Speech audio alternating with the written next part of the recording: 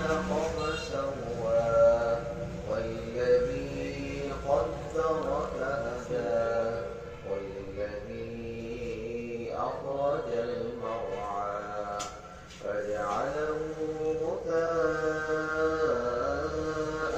أحوى سنقرئك فلا تنسى إلا ما شاء الله إنه يعلم الجهر وما يخفى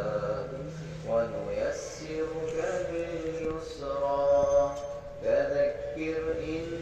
نفعت الذكرى سيذكر من يخشى صدق الله.